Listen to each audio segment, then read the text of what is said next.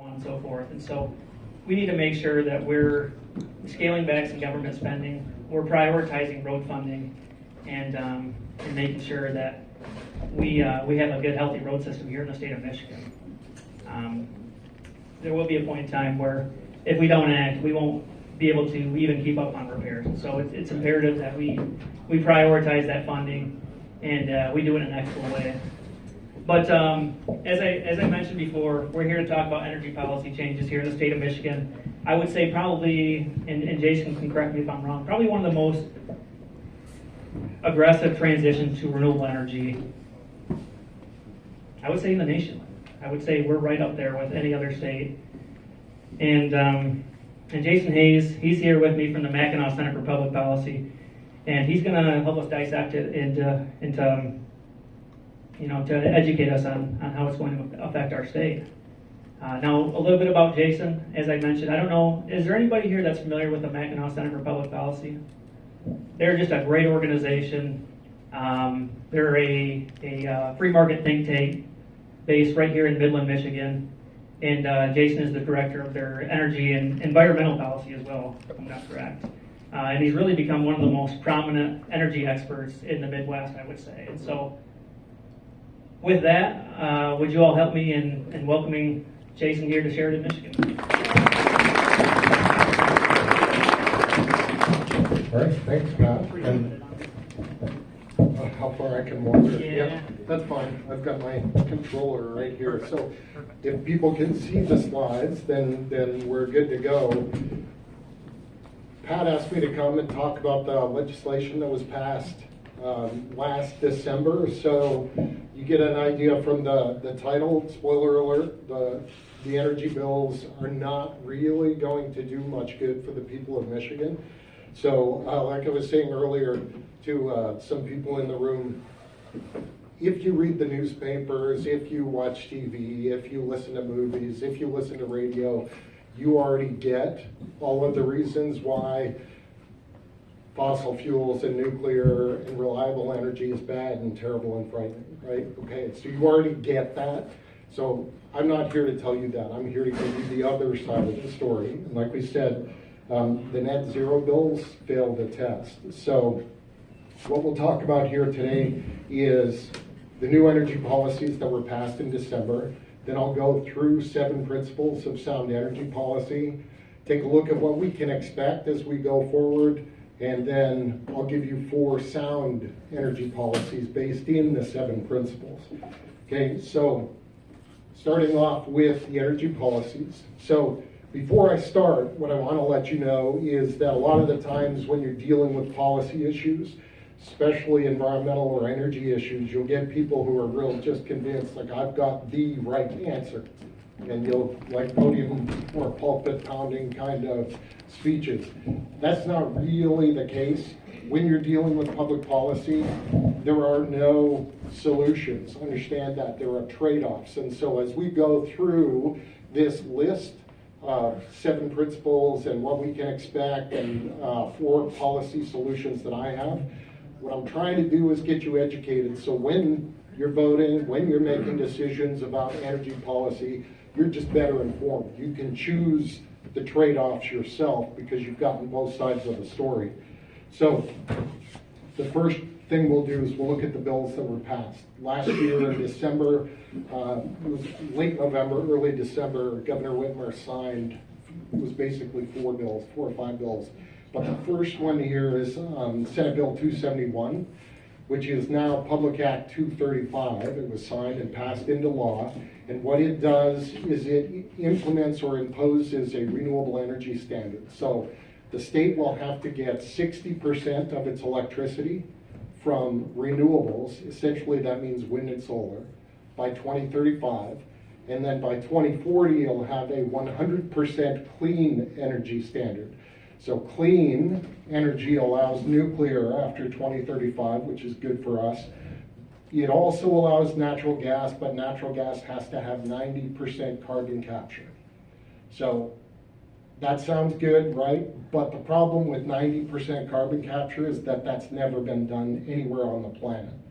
So if they had just said carbon capture, okay, cool, we could do that, but 90% is not attainable right now given current technology. So what that bill actually means is it'll be extremely difficult to use natural gas after 2040 in this state to generate electricity. So the next bit here, I'm too far away from my screen, so, oh, the distributed generation cap, that's if people have solar on their roof, then right now that cap is at 1% of a utility's customer base. Most of the utilities have gone over it willingly, but the new law sets that at 10%. And the problem with that is you basically have to pay for your neighbors to have solar and wind because you're paying the taxes for the tax subsidies and that sort of thing. And also you're covering the costs of all the infrastructure. Every time you pay your utility bill, you're covering the costs for them to get that extra funding. So the last thing is you will not be allowed as a utility to purchase renewable energy credits. So you will have to actually produce your electricity with wind and solar. So next bill is Senate Bill 273. That deals with energy waste reduction, which is a fancy way of saying the utilities have to cut down on the amount of load they serve or the electricity that they sell. So 1.5% reduction in the electricity that they sell every year, and then that's going on out into the future. They also, any utility that serves more than 50,000 customers has to hire a diverse energy workforce, waste reduction workforce. They don't define what diverse means in the bill, so that's coming as well because of Senate Bill 273. Senate Bill 277, which is now Public Act 230, deals with farmland preservation. So in the past they had, it's called the PA 116. People were, who were farming, we as a state decided that we wanted to set farmland aside and protect it for food production. We valued that.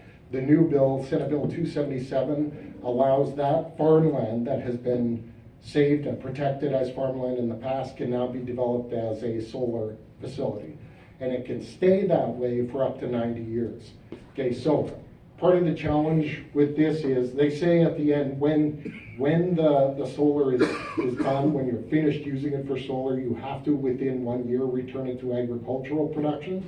Okay, but if you were watching the news a couple days ago, you would have seen that in Texas, they had a big hailstorm come through and it destroyed thousands of acres of solar panels. Okay, the stuff that's inside those solar panels, now people are concerned that that ground has had that leach out into the soil. Mm-hmm. So that's things like selenium, arsenic, lead, all the same things that if they came from coal ash, everyone would be like, this is the end of the world, right? We've poisoned that ground. Okay, so now people in Texas are wondering, has that ground been impacted by toxic leachate coming from the solar panels? So after you're done using this field for solar production, within 1 year, you have to, under this bill, return it to agricultural production. So what happens if that field has been received some of this leachate, lead, selenium? Is that going to go into your food? Yeah. Exactly. So this is part of the problem. The last one, House Bill 5120, which is now Public Act 233. That's the one that deals with siting of wind and solar. That bill has taken away the rights of townships and counties to decide whether or not they want wind and solar in their area, and has handed that over to the Michigan Public Service Commission. So townships and counties no longer have the final say, MPSC does. And to give you an idea of where they're coming from on that, the chair of the MPSC, Dan Scripps, has said in public testimony that they will not allow purely local concerns to impact the important things, state level concerns like the siting of wind and solar. So purely local concerns don't get to decide these things anymore. And can we just pause right there quickly? For those that don't know what the MPSC is, they're a three-panel government-appointed board that their scope of ability is to make sure that our rates are fair and that we have reliable energy rather.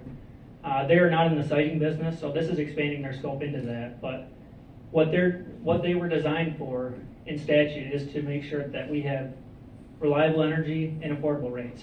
Tackle those two things, and they failed miserably at that. And now what we're doing is we're handing them the authority to site renewable infrastructure. So I just want to put that plug in there, what the MTSC does and what their current scope of ability is and how it's been expanded upon. They're not elected. Right, Unelected. they're not elected, they're appointed by the governor. So all of these bills, the point of them, what we're trying to accomplish with these bills ostensibly is to reach net zero CO2 emissions by 2050. The idea is that we're trying to address climate change, right? That's what the concern is. So if you look, if Michigan gets to net zero CO2 emissions by 2040, which is what the bill is saying, or 2050, which is what Governor Whitmer's My Healthy Climate Plan is calling for, if we get to net zero by 2050, then by the year 2100, Michigan's emissions reductions will have impacted global temperatures to the tune of 1/1000th of a degree Celsius reduced for world temperatures. 1/1000th of a degree. So if you go out in May this year and you look at the thermometer on your back deck and it says, well, it's 70 degrees outside. Okay, you look at that, and then your grandchildren go out in 2100 and they look at that same thermometer, that's what they're going to see. Both of them are going to say, well, it's 70 degrees, because we've reduced by 1/1000th of a degree Celsius. There is not a measuring device on the planet that can measure accurately 1/1000th of a degree Celsius. So that's what we're going through this for, is to achieve net zero CO2 emissions. Totally worth it. So, what's happening is across the Midwest and across the country, more and more we're seeing a backlash against a lot of these developments, and people are saying, look, we don't want this stuff, okay? The reason that that's happening is because the state of Michigan is refusing to follow some basic principles, okay? So those principles are that, here's our 7 principles of sound energy policy. The first one is that energy is an essential aspect of human flourishing. We need abundant, affordable, reliable electricity. If we have that, we are much more likely to have a good quality of life, to be wealthy or at least economically prosperous. And some people don't get this, they think it's kind of strange. We're actually more likely to have a clean environment. Now, the reason for that is, if you're wealthy, you can afford to invest in things like catalytic converters on your cars, electrostatic precipitators and scrubbers on your coal plants and that sort of thing. You can afford to build nuclear plants instead of having to only burn wood or cow dung as they do in the developing world. So there's no better example of this kind of thing than if you look at the difference between North America, our sky at night, you can see we're all lit up, right? The US, we have lights on. Okay, compare that to the other side of the world. If you compare South Korea and North Korea, South Korea is one of the most technologically advanced, wealthy nations on the planet. You look at their night sky, Seoul, Korea is lit up, right? Okay, right above it, north of it, North Korea. As soon as it goes dark, the entire country goes dark. Why? Because they have totalitarian governments who don't allow their people to have access to things like abundant, affordable, reliable electricity. If you look at North Korea, the only place in that country that's lit up is Pyongyang. Who lives in Pyongyang?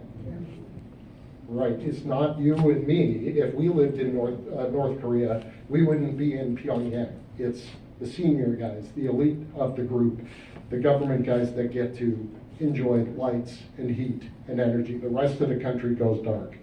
So, one thing that you won't hear, again, I'm here to give you the other side. If you're looking at the newspapers and that kind of thing, you're not going to hear that the push to decarbonize, the push to change our electric sources is starting to have impacts. It's driving costs higher and it's making electric service much less reliable. So that takes us to our second principle, because you will hear over and over and over again, look, we're doing this because we want to address climate change, right? We want to protect the natural environment. But the reality is that all sources of energy have environmental impacts. And so, again, you listen to our utilities, DTE, Consumers Energy, in the UMERC, and UPCO in the UP, they're saying, look, we're making these changes. We're building wind and solar. We're doing things like time of day rates and peak rates and all of that because we need to protect the natural environment. But if you start looking at what goes into wind and solar and actually just picking that out, we'll start at 12 o'clock on the picture. Wind and solar have huge impacts on wildlife, large raptors, eagles, and that sort of thing. It was just 2 years ago, ESI Solar, which is a NextEra subsidiary. NextEra builds wind turbines in Michigan. They just got charged by the Department of Justice for having killed 150 gold and bald eagles at their wind farms across the country. So 150. If all you do, anyone in this room, walks under a bald eagle nest and disturbs the eagle, you can be charged with harassment. Okay, if you are foolish enough to reach down and pick up a feather off the ground, you can get a $10,000 fine. But these wind companies can chop up 150 golden bald eagles and they get off with a small fine and that sort of thing. The other funny part of that is Department of Justice said to them, look, if you had applied for permit to take, anybody in here hunt? That is, when you buy your hunting license, that's a permit to take, okay? If they had applied for permits to take, they wouldn't have had to go through the whole process of being fined. So they said, basically, get your permits and we don't have to do this again. So that's wildlife impacts. The next one at 1 o'clock on the picture there. There are environmental impacts associated with developing the critical minerals, the cobalt, the lithium, and all those sorts of things that we need to go into wind and solar, wind turbines and solar panels and battery backup. So the two young fellows here, under 10 years old, standing in what would be considered toxic waste here in North America, they're standing in a mine setup in bleached water where they're rinsing minerals. So they can produce the cobalt that we need to build our EV batteries and our battery backups for utility generators, okay? They're standing there bare-legged in toxic water. There's no way on earth you would be allowed to do that in North America. And also, they're not licensed, they're not getting paid well. These guys make a couple dollars a day doing what they're doing. Down at around 4 o'clock, when we bring those solar panels and wind turbines here, we're starting to see a buildup of the leftovers. So the National Renewable Energy Administration did a report recently that said by 2050 we'll have 80 million metric tons of solar waste built up across the planet, and every year we'll be adding 6 million more metric tons. So that's that one. At 4 o'clock on the picture, you see the guys sitting there all ranked in lines in blue, prison blue jumpers. That's in the Xinjiang region in China, the Uyghur minority. 2 million of those people are stuck in what the Chinese government euphemistically refers to as education facilities. But if you look at that, the fence around there is a 16-foot barbed wire fence with armed guards around the side of it. So if you choose not to take part in re-education, well, sorry, some of your family may go missing. That's what's going on. Essentially, they're slaves, and they're forced to build solar panels, EV batteries, and that sort of thing. So that's some of the human impacts associated with wind and solar. The last picture up there is, honest to goodness, literally a picture of them clear cutting 300 to 500-year-old Joshua trees in California, clear cutting them and shredding them, turning into mulch so that they can make room for solar panels, because we're saving the environment, right? Okay. The reality is that clean energy isn't clean, green energy isn't green. It takes 900 tons of steel to make one wind turbine, 2,500 tons of concrete, and 45 tons of non-recyclable plastic. Solar uses even more. So there's a fellow named Vaclav Smil who's an emeritus prof at the University of Winnipeg, or University of Manitoba in Winnipeg. And this guy's probably written more books than a lot of us have read. The guy's prolific, but he explains, he went through and he studied what it takes to get wind turbines into the ground, and he said at every single step of the way, you need fossil fuels. So you need diesel, gasoline, all those sorts of things to power the mining equipment, to power the trains, to transport all this stuff, to manufacture them, because you're using epoxies and all that kind of stuff. Then when you build them, you need more of this. You need fossil fuels to run the equipment. And then at the end of it, they all need fossil fuels for lubricants inside so that the gears don't tear themselves up. Like Smil said, wind turbines are the very embodiments of fossil fuels they're supposed to replace. Well, they don't replace it. So our third principle is that in energy production, scale is king. You've got a lot of people, 330 million people in the US, using a lot of electricity. So you need a lot of it.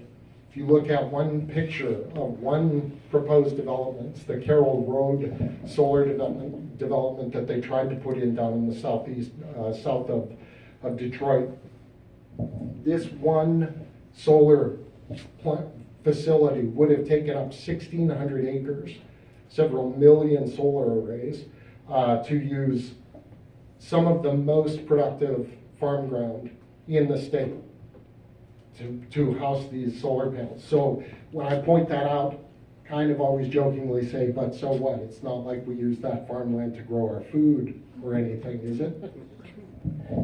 Right. So anyway, next picture. If you're not going to use solar, what about wind? Okay, well, this right here is a picture of one landfill where they're burying about 200 to 300, the blades from 200 to 300 wind turbines. 200 to 300. So if any of you are familiar with the size of machinery, right up there, one sec here. Right up here, in the middle of the picture, is a D9 cat. So if a D9 cat in the picture is that size, how big are these wind turbine blades? Okay, that's 200 to 300. The United States Geological Survey said that as of January last year, we had over 70,000 wind turbines operating in the country, and we're planning to build tens of thousands more. So that's what 200 to 300 look like. What does 100,000 look like? Okay, continuing with the idea of scale. The Palisades nuclear plant. If you guys are watching in the news, they just got approved for a $1.5 billion loan to reopen this plant. Okay, well, they closed it just to replace that one plant. If all you're doing is replacing the capacity of that plant, it would take about 1,400 wind turbines. Okay, that's just the capacity because the wind doesn't blow 24/7. A nuclear plant does run 24/7. Okay. To replace that, you would need to build 1,400. Right now in the state, we have about 1,500 wind turbines. So you would need to, just to replace that, rebuild Michigan's entire wind fleet. Okay, that one nuclear plant in 2021, the year before they closed it, produced more electricity, more clean, emissions-free, absolutely reliable electricity than all of Michigan's wind and solar put together. Just that one plant. Mm-hmm. Okay, so the next bit, you want reliable, right? Reliable electricity is essential. Otherwise, it's ineffective. So James Schlesinger was President Carter's Secretary of Energy in 1977. When he was discussing the country's approach to energy, he said, we have only two modes when it comes to energy: complacency, we don't care, or panic. Crisis, one or the other. We don't really do much in between. We're getting closer to crisis and panic because this fellow's Todd Ramey. He's one of the vice presidents at it's called the Mid-Continent Independent System Operator. MISO as it's known, is responsible for ensuring the regional grid where Michigan is operates, that it runs reliably. So Todd testified before a House Energy Committee in Washington, D.C., and he explained that controllable dispatchable resources, which means fossil fuels and nuclear, the stuff that you can turn on when you need it and shut off when you don't need it, that is being replaced with weather-dependent, non-dispatchable and variable generation types, wind and solar, okay? We're doing that to achieve carbon reduction goals, but these weather-dependent generators are increasing reliability risks. You can't trust them to turn on when we need them because you can't control the wind and the sun. So Todd Ramey's boss, John Baer, just published a report from MISO and said basically the same thing. The transition that we're doing that's underway to get to a decarbonized end state is having material adverse challenges to electric reliability. We don't know that our grid's going to keep working. Okay, remember what I said at the start, you need that. Okay, and it's happening in the real world today, because in January, on the island of Oahu in Hawaii, they had bad weather. It was cloudy, there wasn't a very strong wind blowing, but it was raining hard. So at that time of year, they take off some of their generation capacity. They take it down for planned maintenance because typically they don't use very much electricity when it's cooler, okay? They don't need to run their air conditioners. But because it was a little bit colder and raining hard, there was no sun, no wind, they had to start imposing rolling blackouts, load shedding, because they didn't have enough electricity for the island. So they started just shutting people off. Had the same problem just a week or two later in Alberta when it was real cold in January.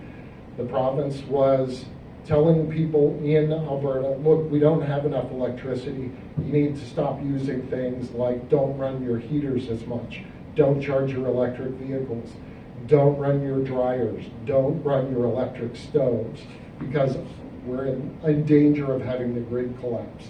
Same problem in Texas. Texas is still facing these problems, even though in February 2021, during Winter Storm Uri, they had the blackout. They still, this January, sent around warnings to people across the state. Look, we're getting close to the edge again. You need to shut off everything so that we don't have another blackout, okay? But we saw the same thing in January 2019 during the polar vortex. How many of you remember getting that text message? Turn your thermostats down to 65 degrees or less because we don't have enough electricity. Okay, when that happened, the stuff that was keeping our lights on, coal, natural gas, and nuclear, 85% plus of our energy supply. So we're hearing these things. These are industrial publications. ACE is one example, but they're basically saying, look, if you're going to run a business, you're going to have to run your business around what the weather will allow. You're not going to be able to do 3 8-hour shifts. It's not going to work. You're going to have to accommodate the effects of weather conditions coming up here soon, because we're switching to these variable, unreliable electricity sources. So our fifth principle is that changing our energy system takes time. So a colleague of the two guys I talked about before, this guy is Jim Robb. His job is to make sure the entire North American grid runs reliably. He works at NERC, the North American Electric Reliability Corporation. He said the same thing. We're rushing the closure of our big reliable plants, and we need the electric sector to be able to balance affordability, reliability, and environmental impact. So we've been trying to do this now for 40, 50 years. It was in 1977 when Jimmy Carter first put solar panels on the White House roof. Reagan took them off, but it was when we started doing it. And still, after 50 plus years, we're only at 5.6% of our primary energy supply comes from wind and solar. Even the media admits this. They say, CNBC says, what transition? We haven't transitioned. Electricity demand is growing so fast, wind and solar aren't even keeping up with that growth. So Our sixth principle is that energy has to be affordable to be useful. You all know this. If you can't afford to pay your utility bills, then you can't use the electricity that you need. But the problems that I've already talked about, the unreliability of wind and solar, make wind and solar energy much more expensive. We already know this because Michigan is the red line there. Who's got the most expensive electricity in the Midwest? We do, right? Okay, we win one. Okay, I'd rather lose that race, but we're the highest electricity of any of the Great Lakes states and well above the national average. So going back to Todd Rainey, he explains why. Because we're pushing this idea of, well, you don't pay for the wind and you don't pay for the sun, right? So wind and solar must be very cheap. Except for the fact that when you build wind and solar, you have to build backup. You need natural gas running in the back. And when wind and solar can go to zero, you need enough natural gas to power the whole system.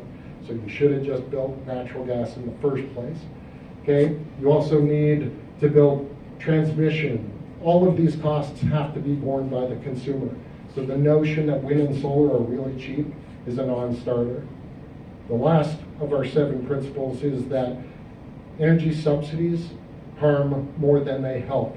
Because when you incentivize bad decisions, you get bad decisions. People know there's a government check coming. I may as well do what it takes to get the government check, right? So if you look at total federal subsidies given to energy sources from 2010 to 2019, wind and solar at the top, they got 71.1 billion, and all of the rest, remember wind and solar were about 5%, 95% of our electricity supply got 56 billion. So what are we spending our money on? When you incentivize bad decisions, you get bad decisions. This shows where the sun shines in the United States. Dark colors means more intense sunlight. It's called solar irradiance. Michigan is the 4th lowest incoming solar irradiance in the lower 48. Why are we building solar in a state that gets such poor solar irradiance? Because you're incentivizing bad decisions. Same sort of thing with wind. If you're going to build wind anywhere in the country, you want to build it in the Great Plains where you see purple. The only place in Michigan that it makes any sense to build wind is in the tip of the thumb because they have good wind resource there. Norm can tell you they've already done that. So what can we expect if we keep going with these plans? We got a nice flyover.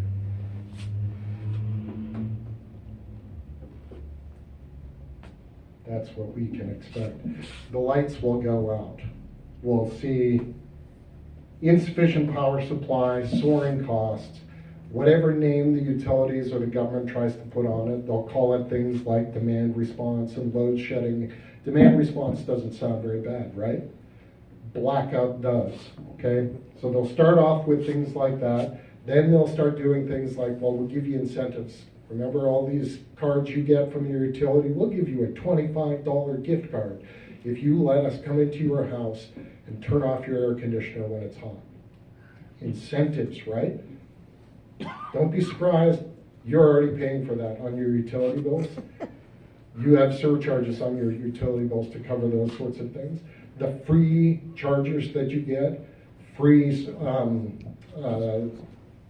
when the guy comes in and checks and switches out your incandescent bulbs with LED bulbs, you know, the efficiency checks that they do on your house, you're already paying for them. But they'll give you a free thermostat, right? Again, you're already paying for it. And then energy assistance programs are going to get expanded.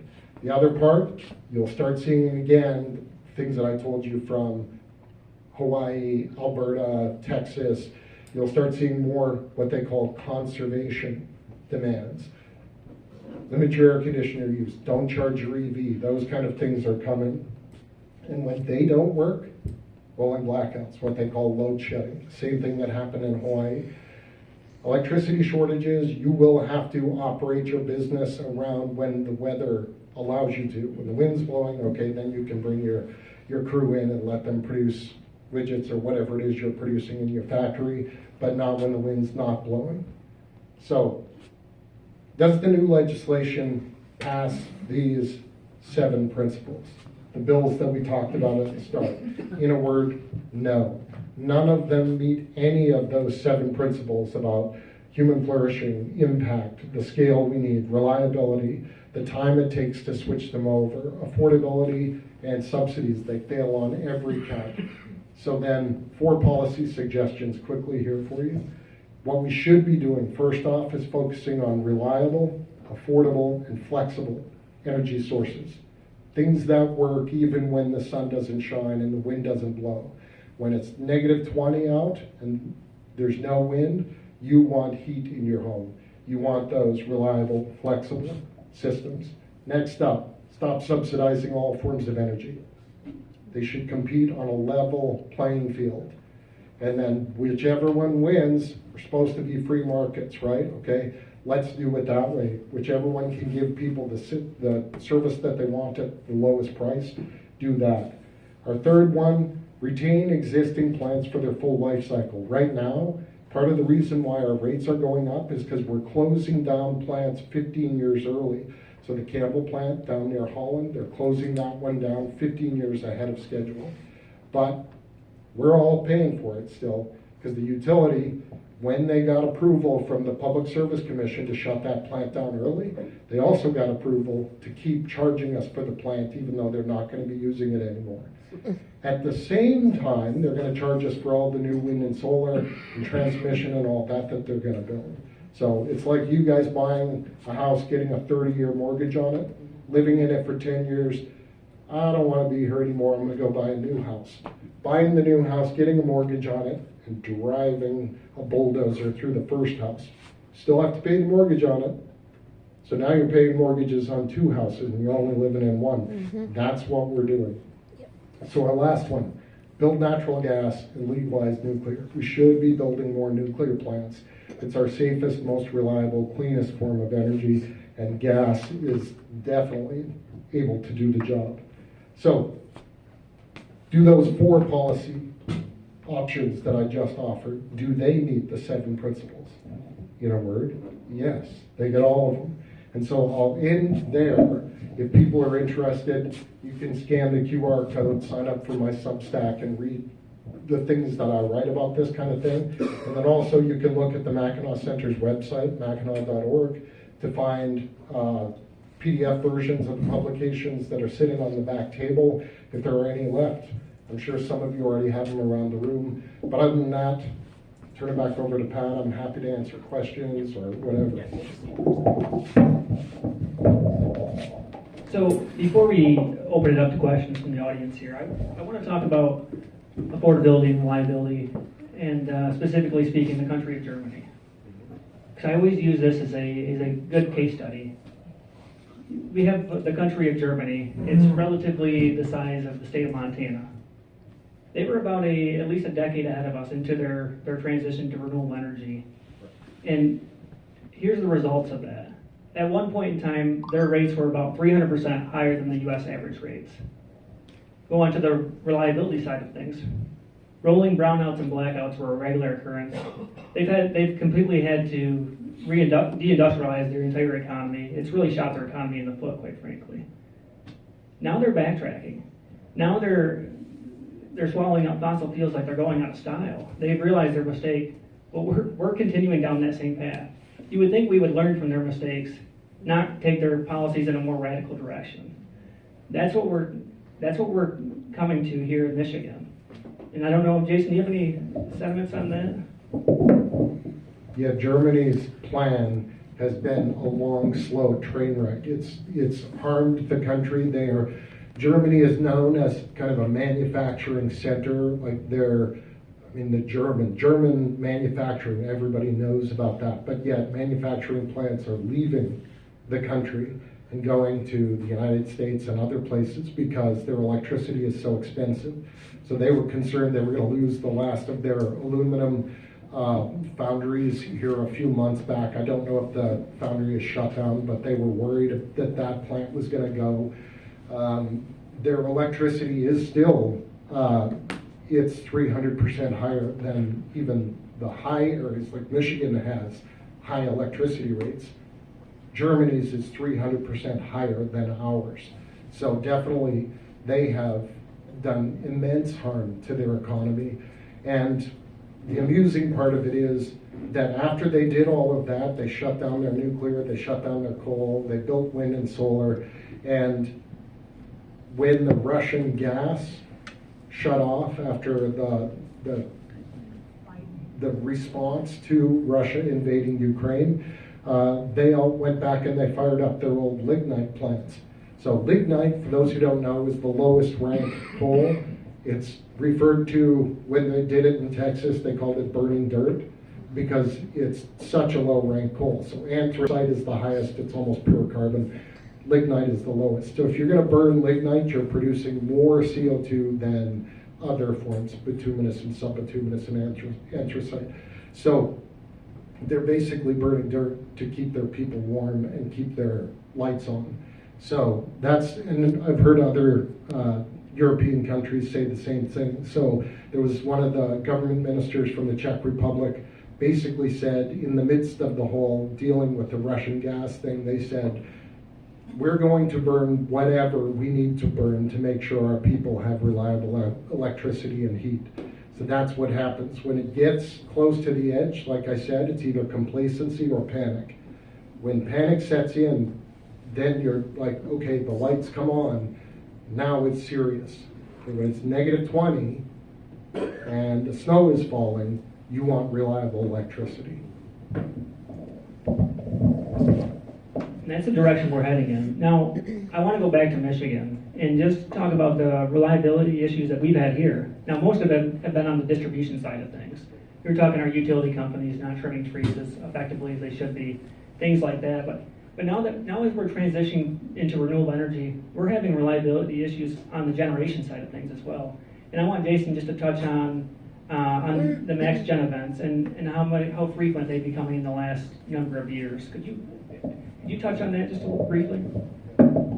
So a max gen event is, like I was telling you about MISO and NERC, those grid managers. They call for max gen events when the expected demand for electricity gets right at the limit of what all of the utilities are able to produce. So we've had more of those coming out. MISO has been sending out max gen alerts telling all the utilities, look, if you were planning to take a plant down for planned maintenance, don't do it, because we may need that plant to keep the lights on. Okay, the example that I gave in my presentation in January 2019 during the polar vortex when we all got the text message, that's the kind of thing that I'm talking about. We're getting more and more of those. So the ice storms that have come through, like Pat was saying, those were related to distribution, like the smaller wires that feed into your homes and that kind of thing. When the ice hits trees and the trees fall on the distribution lines, that's a different problem, still a problem that the utilities are trying to deal with, but they're now getting their rates increased. If you look, DTE just asked for another $456 million from its ratepayers, which means people sitting in the room. But they're getting their rates increased so that they can go out and do tree trimming and that sort of thing. Line maintenance, trying to, and in some cases bury distribution lines so that if a tree falls, it doesn't take the line out. But yes, as we go more and more into using wind and solar to produce electricity, we'll have the situations that I talked about in my slides, where when it's cold and the snow is falling on the solar panels and there's no wind blowing, well, wind and solar aren't producing anything. They can go to zero or near zero. You need something reliable like nuclear or fossil fuels to keep the lights on. Now, I want to transition to energy rates here in the state of Michigan just a little bit. And you touched on this just a little bit briefly in your presentation, but I want to go back to it. And basically what it sounds like is the utilities get a guaranteed rate of return on all their investments. So meaning they can build a fossil fuel plant decommission it well ahead of schedule, build an entirely new facility, whether it be wind and solar, you name it, and they get a guaranteed rate of return from you, the ratepayers. Where does that come from? Is that in state statute? How did that come to be? Yeah, that's in state law that utilities are given what's called, they have return on equity. So every dollar they spend on equipment, they are guaranteed by the state approximately $1.10 back. And so that is $1.10 annually on all undepreciated assets. So every year they get to charge 10% on whatever they haven't depreciated. So it's like compounding interest except in the other direction. So we've got a paper coming out here for the Mackinac Center in a few weeks that talks about some of that. So looking at the first versions of the bills that I talked about, SB 271, that in the initial version of that bill, the legislature wanted, not the whole legislature, but some members of the legislature wanted a 100% renewable requirement.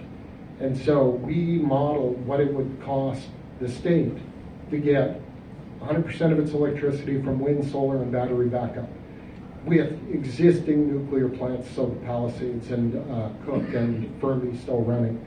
So that would have cost the state by 2050 $368 billion.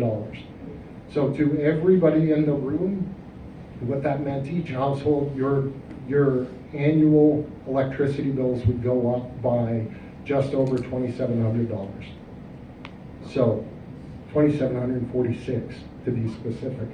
But that's what it would cost. And then the problem with that is a huge chunk of that was basically 150 billion of it was utility profits because of the return on equity. And then the punchline on top of that was, because you can't rely on it, we modeled numerous blackouts. The longest blackout was 61 hours in January, where you would go without electricity if we had a wind, solar, and battery-based grid.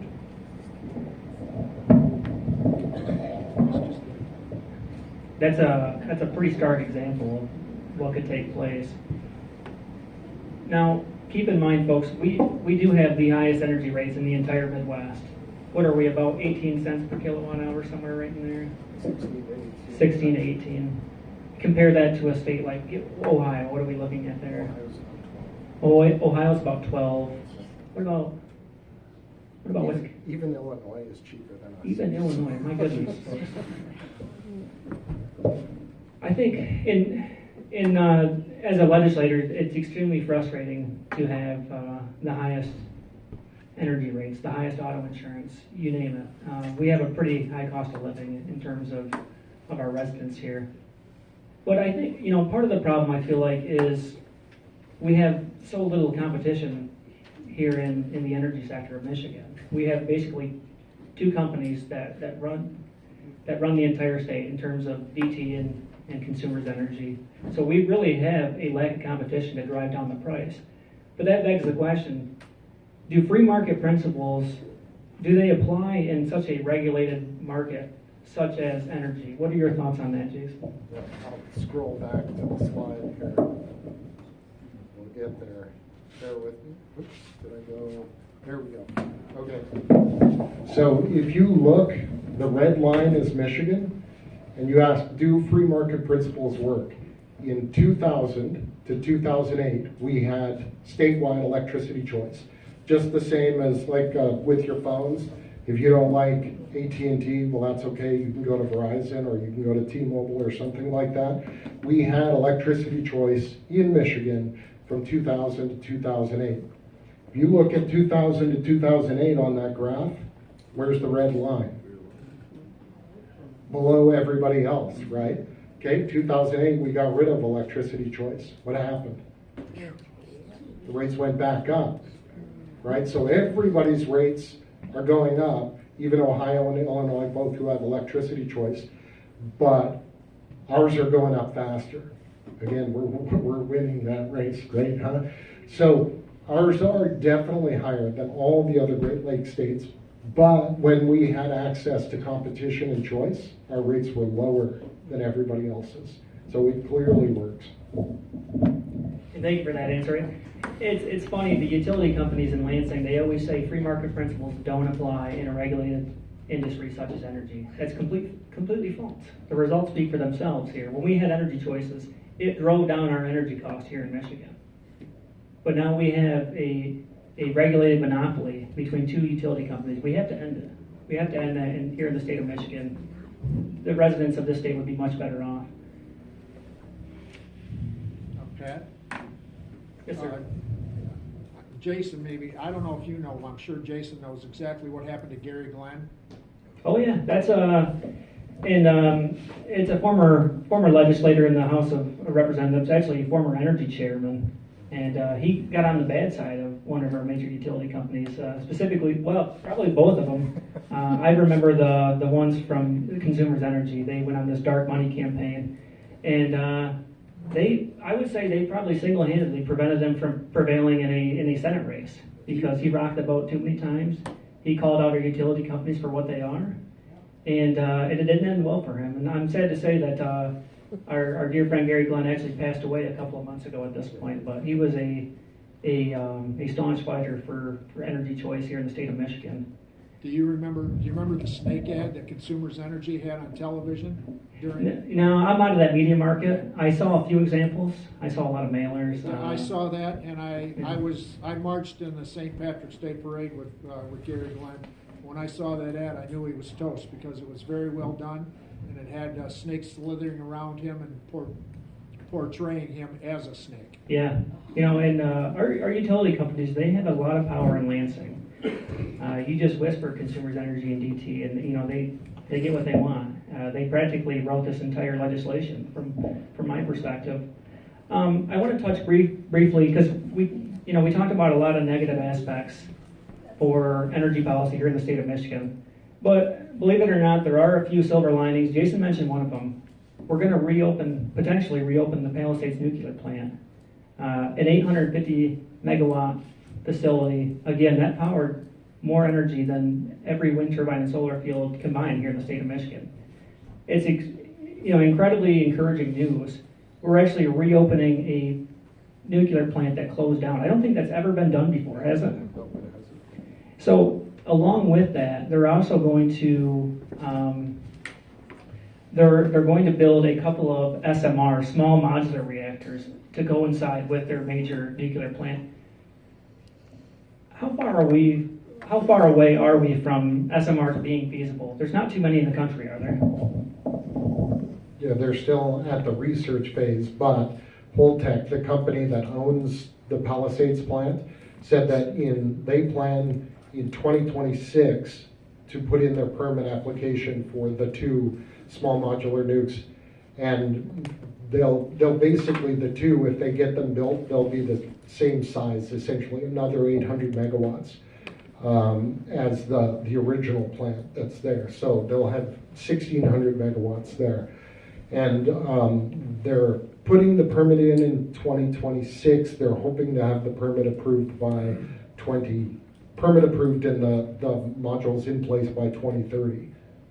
Will that happen? I'm not sure. The NRC has not always been easy to deal with, so sometimes permitting can be a bear. To give you an example, DTE tried to get a permit to build Fermi 3. Right now they've got Fermi 2 running down near Detroit. They tried to get a permit for Fermi 3. It took them 7 years and $100 million to get the permit. That's it, just the permit. And so now they're holding on to that permit because they got it approved. They don't want to let go of it.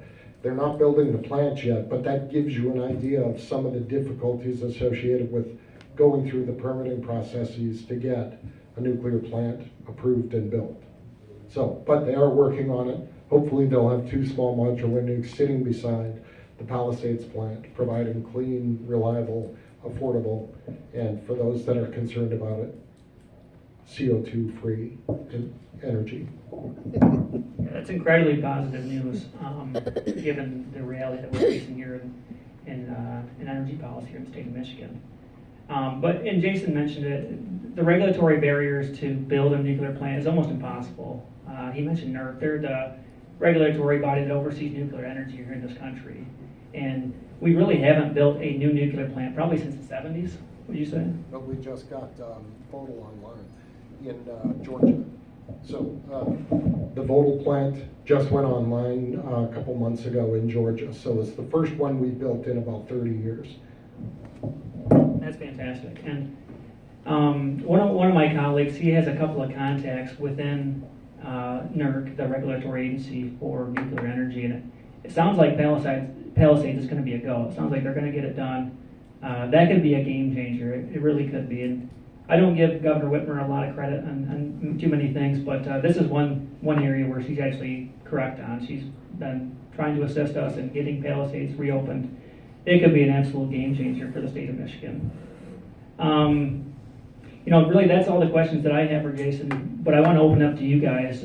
Is there any lingering questions that you have that either I or Jason can answer? Yes, ma'am. I was in Florida in the 80s. I lived there for 20 years. We had brownouts. We didn't have clean energy then. Yeah, I'm not real familiar with Florida, but I do know Florida has very different weather than Michigan. So the hurricanes and stuff like that, maybe, well, I'm not sure what time of year you were having brownouts. Summer. In the summer. So is during hurricane season? I'm not sure. But I would just expect that kind of weather impacts on that. Plus, I know that also definitely Florida in the summer is going to have a lot higher energy use, like in terms of using, because I lived in Arizona for almost 12 years, and that's when we had our expensive electricity bills, was in the summer, because you're running your air conditioner all the time. I know about the brownouts then too. Yeah, so I'm not sure exactly what happened there. I would need to go and look at what caused it, what did the utilities, what did Florida Power and Light say, those kind of things. I'm not sure why it happened there. Yes, sir. Talk about the hold on competitive market. And basically we're dealing with two providers of power, DTE and consumers. What would be the open door to bring in another competitor? Are they totally shut out, or is there an option for another company to be formed? They are totally shut out, sir. It's a regulated monopoly. We could expand consumer choice in legislation if we wanted to do so. That would allow. Do you have any additional thoughts on that, Jason? So Michigan has kind of a hybrid system right now. So 90% of retail electric sales are in the monopoly system. 10% are in choice. Okay, that 10% is what they call fully subscribed. There's no way that you're getting in. Like you can get on a waiting list, but the waiting list just keeps getting longer and longer. Essentially, the only organizations that are in the electricity choice system right now are public schools and a few businesses. Which, I mean, okay, the public schools are saving 25-30% on their electric charges, which is, okay, good, because we waste a lot of money otherwise. So, but right now, there's nobody that can compete. Legally, nobody can compete with DTE and consumers. So you mentioned through legislation, and you're saying there's a possibility that if we had the right type of people sitting in Lansing, we could create a format, a bill to open up and That'd take a two-party system though, wouldn't it? It would take a two-party system. We'd have to come together on something big like that. So, yes, in 2000, that's what they did. They passed legislation that opened up electricity to competition. Like I said, just like you can do with your cable provider, your phone provider, any of that. So yes, it has been done in Michigan. It lasted for 8 years, and then really, because of the pressure of the big utilities, they pushed it and went back. So they re-regulated and took it back. Now, can these bills be overridden if there was a different legislative body? Yeah, certainly. If we had enough champions in the legislature and we had an executive that was willing to go along with that, we could certainly do that. Absolutely. That's, then, as the public, is probably one of the only avenues we can go after, right? Is to change what's going on down there. Yeah, it would take a certain amount of public pressure, certainly. As I mentioned, the utility companies, they have a lot of influence, they have a lot of power in Lansing, and a lot of legislators are scared to get on their bad side. I'm not one of those. I'll charge right at them. I tell them that they're failing the state of Michigan, and I will continue to do so.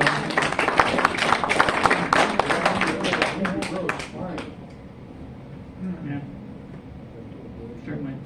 I think what he's asking, Pat, is how difficult would it be legislatively with the right governor and the right House and Senate to reverse course on this? You know, it would be fairly easy, Commissioner Mahar. We could do it. We could do it legislatively. We'd have to work it through the normal legislative process.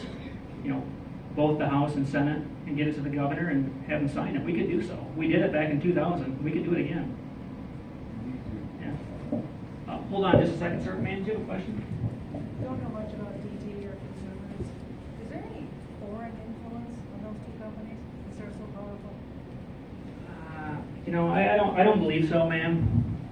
All I'll say is that when we closed off consumer choice here in the state of Michigan around 2008, prior to that, DT's stock price was relatively flat.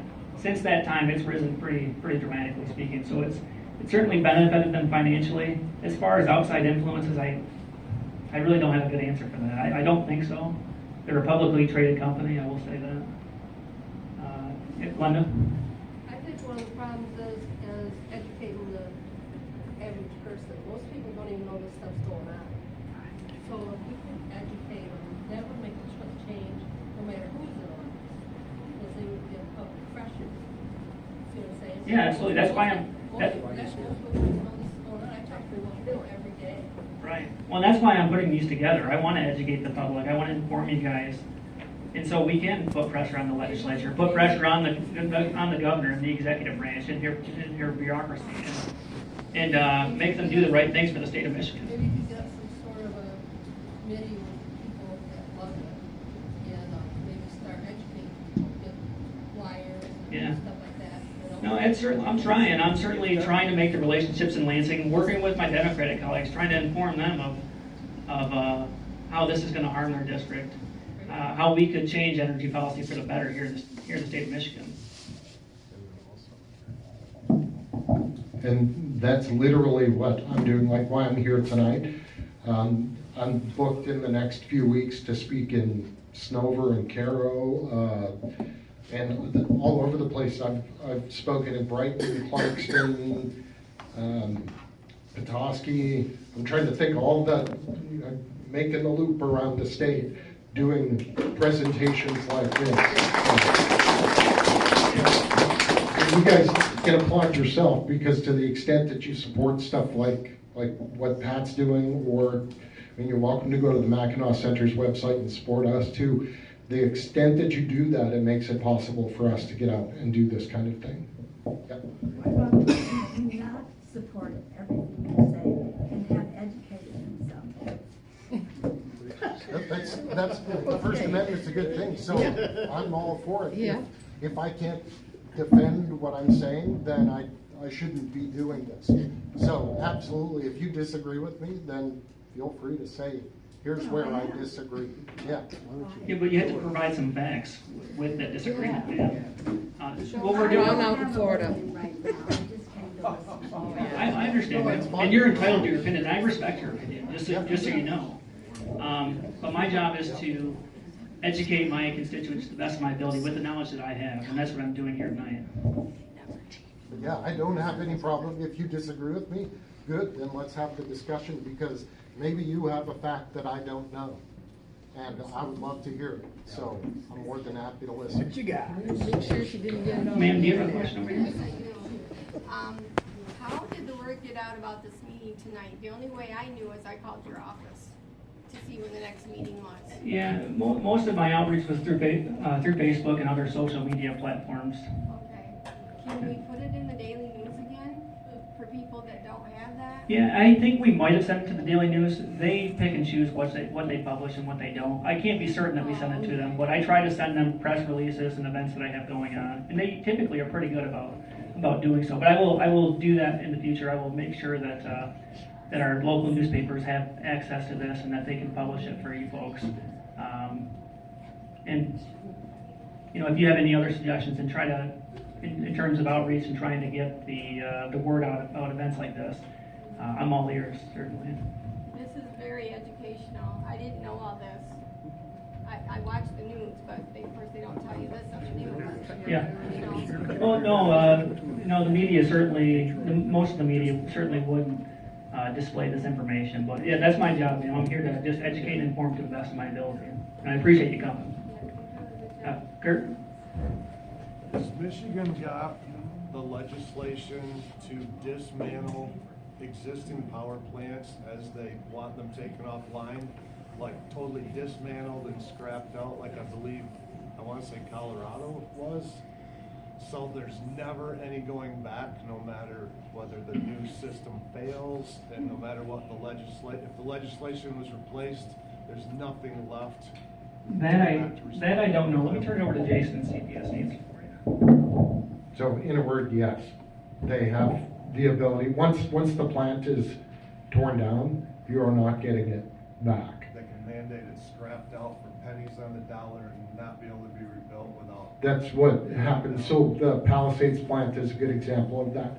This is why it's never been done before. When you shut down a nuclear plant, Holtec, the company that purchased Palisades, they exist to decommission and dismantle nuclear plants. That's their whole reason for existing. So what they're doing right now is completely new to them. They're not accustomed to running a nuclear plant. So they're like blazing new trails for themselves. But when they purchased Palisades from NextEra Energy, they expected to, over the next 20 years, decommission and demolish the plant. That's what they thought they were doing. And they've done the same thing, I can't remember if it was the Apache plant in Colorado, but a coal plant. They went in and they ripped out the rail spurs, they took out everything, and once you get rid of that boiler, you go back to the same sort of situation that I explained, like DTE trying to get permits for Fermi 3, 7 years and $100 million. You go back to square one and you start at the permitting stage. And for a coal plant right now, with the way federal legislation is written, it's essentially illegal to build a new coal plant in the United States. You will not get one.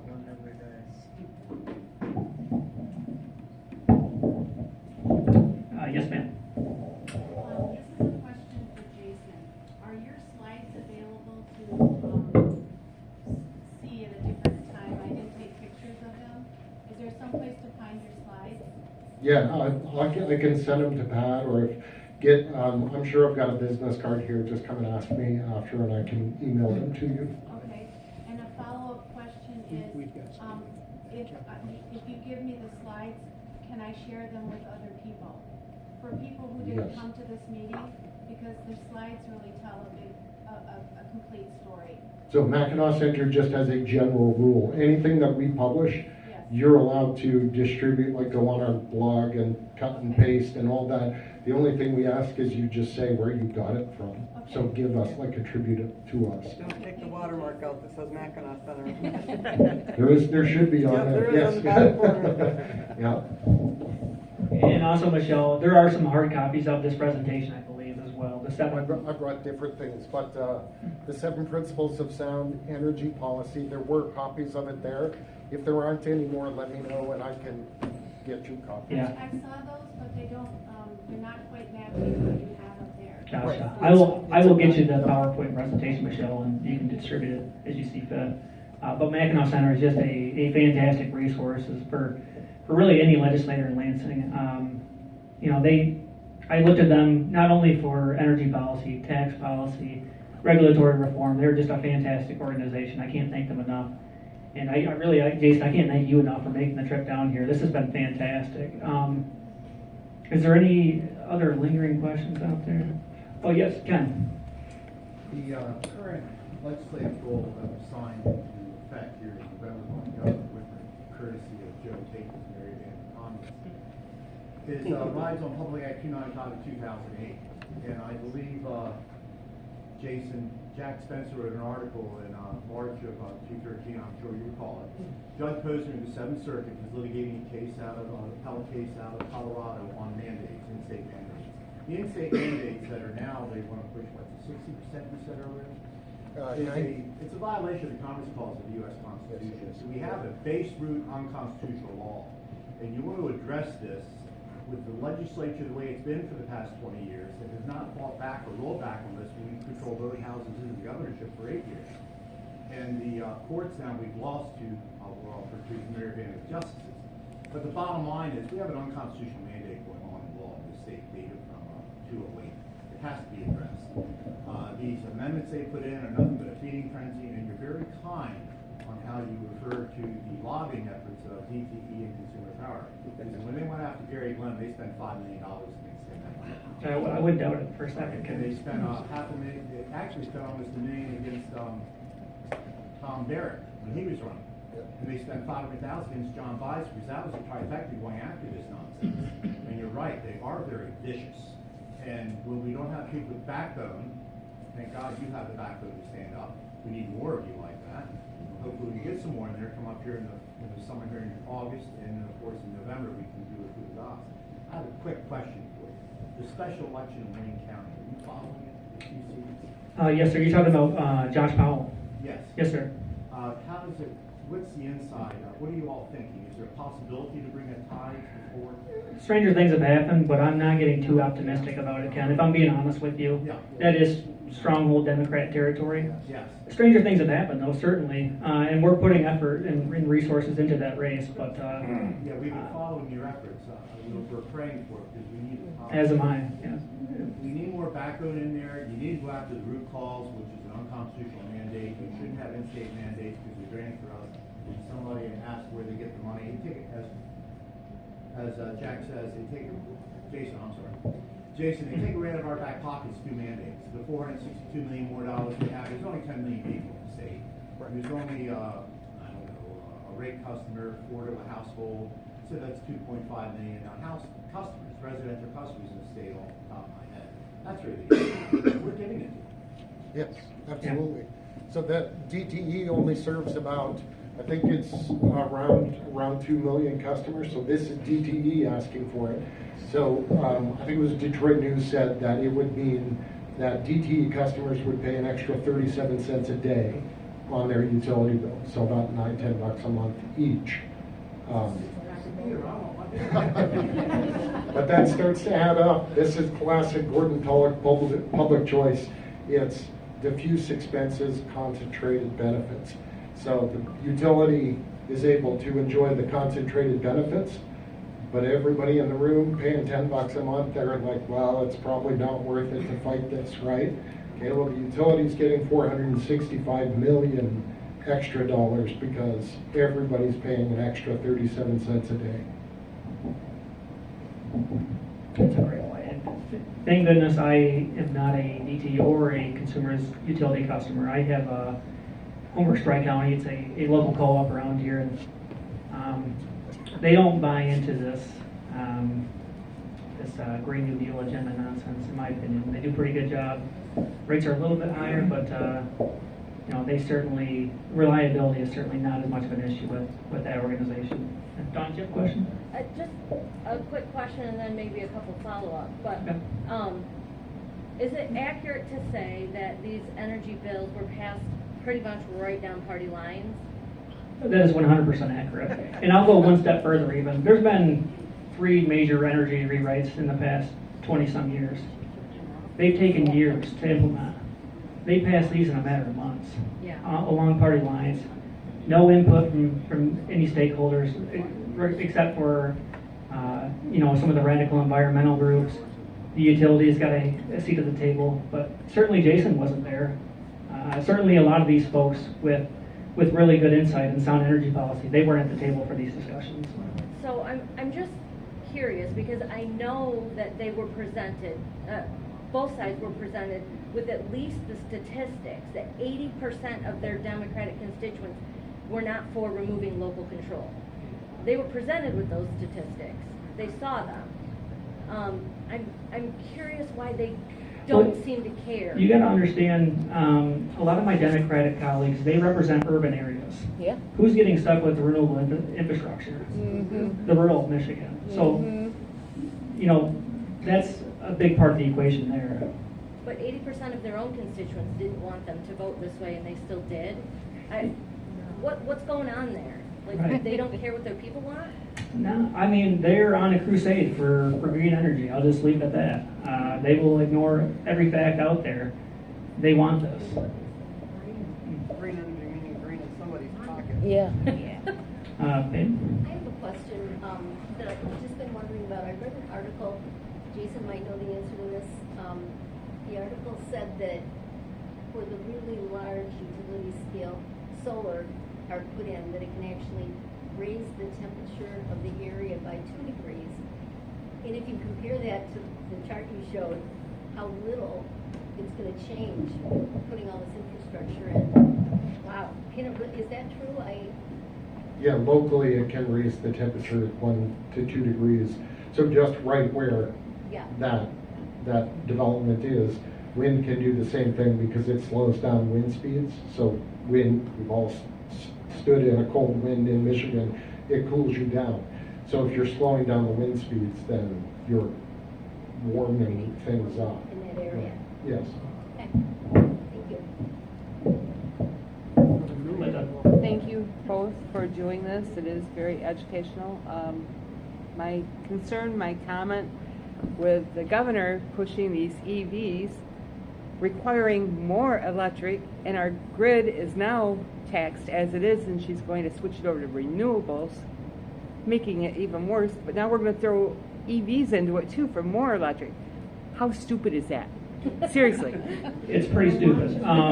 So yes, we have demand going up in a lot of instances, but supply is going to go down. Generation is going to go down, and that's what we're trying to warn here.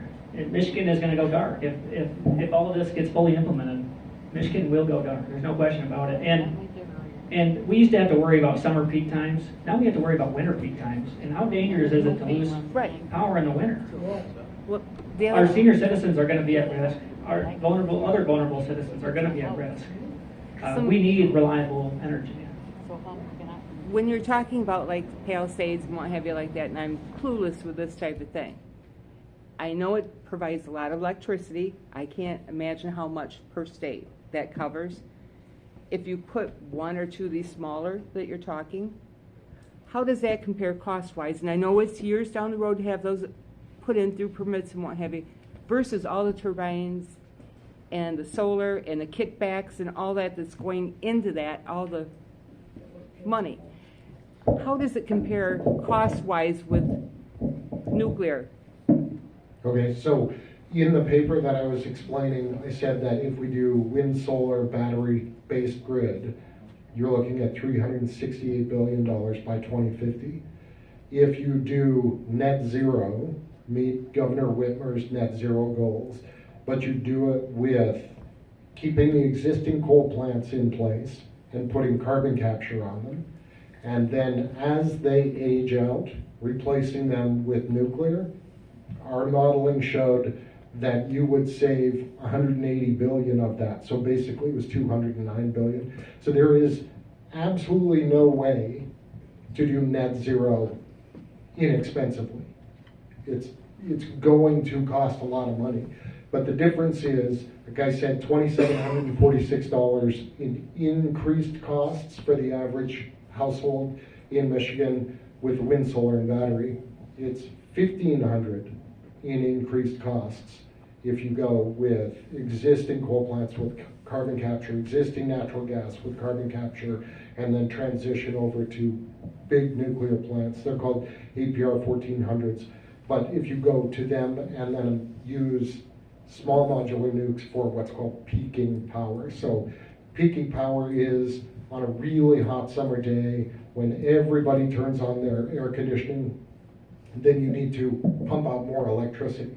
Okay, use the small modular nukes to do that. Use the big nuclear plants to do the base load, the always on electricity. So the difference again is for the average household, $1,500 a year in increased cost versus $2,750 a year in increased cost. Way cheaper to do it with reliable, affordable stuff. And the benefit of doing it with existing plants and nuclear is you have no blackouts. Yeah, Charlie. Thank you. So why, everything I've read is that nuclear is more efficient and it's cleaner. Why is there not more effort to go 1,000,000 miles an hour in that direction instead of going in the direction of wind and solar? Yeah. Does the other side not even recognize that? No, I mean, if you speak to some of the environmental groups that I deal with in Lansing, they won't even accept nuclear as a clean energy option. What are the excuses? I don't know, to be quite honest with you. I will say in this country, I feel like there was a couple of major setbacks in terms of nuclear energy. We had 3 Mile Island. We had a couple of other disasters that really, I feel like, put a halt to our nuclear energy program in this country. And I don't know, Dacian, do you want to expand upon that? Yeah, so I just last week published a paper on this. It's called Grading the Grid. It's an energy scorecard for 8 different electricity sources, and natural gas got an A, nuclear got a B+. The only reason nuclear didn't get an A is because of regulatory pressure and the fear that Pat just talked about. So the idea, like you've all seen, well maybe not all, but China Syndrome, that movie, we all need to be terrified because the nuclear plants are going to melt down. No, the nuclear plants are, without a doubt, absolutely rock solid, the safest form of electricity that we have anywhere on the planet. They're more safe than solar, they're more safe than wind, they're more safe than gas, coal, hydro, geothermal, doesn't matter. They're the safest form. So the examples that people hold up, like 3 Mile Island, okay, that's not a good thing, but nobody died from it, and it was completely contained. Okay, Fukushima is another example. In Japan, the only people that died as a result of the Fukushima release of radioactive steam were the people that were in hospitals nearby who were moved out of what is always called an abundance of caution. They were moved, but they weren't healthy enough to be moved. So they didn't have to be moved, but they died because they were moved and they were in the ICU and that kind of thing. They shouldn't have been moved. Nobody died as a result of Fukushima. Fukushima, if anything, shows you how safe nuclear is, because that plant had almost like a 4 horsemen of the apocalypse kind of situation hit it, where they had a massive earthquake that shook the plant, and then they had a tsunami. Then they had aftershocks and more tsunamis, and the plant is still there. It's not broken down. The reason that they had to release steam is because when they built the plant, the engineers that built it didn't listen to the design engineers. And so what they did is they put the diesel pumps, the powerhouses that were backup for circulating the coolant in the plant, they put them outside of the protection dome, and then seawater and diesel, they don't mix. So when that washed over those recirculating pumps, it took them out, and then they didn't have recirculating for the coolant. That was the problem. If they had protected those pumps from seawater, that plant would still be running today. Kurt? This is going to go outside of the local scope that we're talking now. And you can tell me if the information that I heard is wrong, but in May, I believe it's the UN is supposed to be voting. All of the members of the UN are going to vote on the, I don't know what they call it, like the global pandemic plan, epidemic plan. which will give the UN power over every member nation for pretty much anything that they consider a health risk, or I could leave it at a health risk, which would include pandemics, epidemics. They even want to roll in misinformation and disinformation and malinformation would all be rolled into that personal health risk. Climate change will be rolled into it also, and any nation who signs onto this will have no sovereign authority over their mandates. And they will have authority if they say you're going to take a vaccine. Your president can't even say, no, we're not going to do this. That's the information I've been hearing. Do you know anything about that? I don't personally. I don't like the sounds of that. Jason, are you familiar with? The end of May is when this vote's supposed to come up. Okay. But it's kind of hard for Google. You can't trust because anything online, they're spinning narrative. So if you try to do research, you're trying to figure out fact from fiction. Like this here, even I don't know how much is fact, how much is fiction, but I've heard it a few different places, and you're not going to hear it on the news. The news does not tell you what you need to know to make an informed decision. They tell you what they want you to know and leave out or say it's misinformation if it's something they don't want you to follow. So anyway, I guess that's it. Did you hear anything of it? No, I haven't. Like I said, I don't like the sounds of that, Kurt, but what you're referring to specifically, I haven't heard. If there is truth to that, anything that we decide even in our state, in the legislature, won't matter because it'll be overridden by that. So it becomes it's every citizen's concern to be looking into that and try to figure out what's coming down the road for the future, and how fast and how hard they need to stand up and go, whoa, whoa, whoa,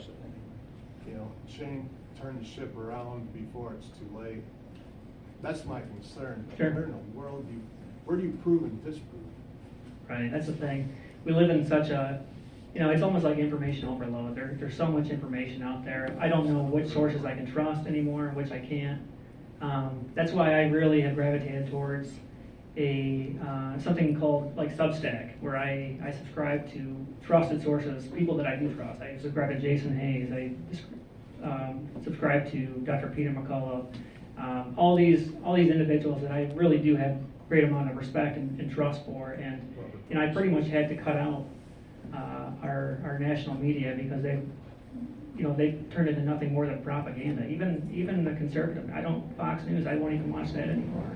So I would just say, find a reliable source and stick with it. That'll be crucial moving forward. But what you're referring to, Kurt, I wish I had a better answer. I hadn't heard that yet, but I'll certainly dig into that more. Norm? Oh, go ahead, sir. Finish your thought. The one thing that the last 4 years have definitely proven is just about anything that you figure is so absurd it could not happen. Turns out to happen. It's like nobody involved in this. Right. Next thing you know, it happens. And just about everything that gets labeled as a conspiracy theory turns out to be the fact. Right. So if you go by the recent history, you definitely don't discard something that seems like it could never happen because nobody fought Sure. for it. Well, buckle up. I think we're just getting started. Norm, did you have a question? Yes, if someone here from Montcalm County would give an explanation of what the ballot initiative is about and petitions that are going around, I could do that, but I think somebody locally should explain that very briefly. Somebody? Robin, I won't mention your name. Go, Dawn, go. Go ahead, Dawn. You got one in front of you. Dawn. Dawn's sweet. Come on, Dawn. I know, but I know, I've seen enough stuff you posted, Yeah, so I know you know Dawn's what's all going right. on. Dawn can do that. Come on up, Don. Oh my word. Grab the mic, girl. Okay, this has got to be a group effort. If I misspeak or say something wrong, all y'all. You're kind of limited on your. I'm limited on my height too. Okay, basically, correct me if I'm wrong, what we are trying to do is gather enough signatures to get onto the ballot in November, a way to overturn, repeal Public Act 233. Numbers are not my thing. We need 550,000 signatures statewide in order to do that.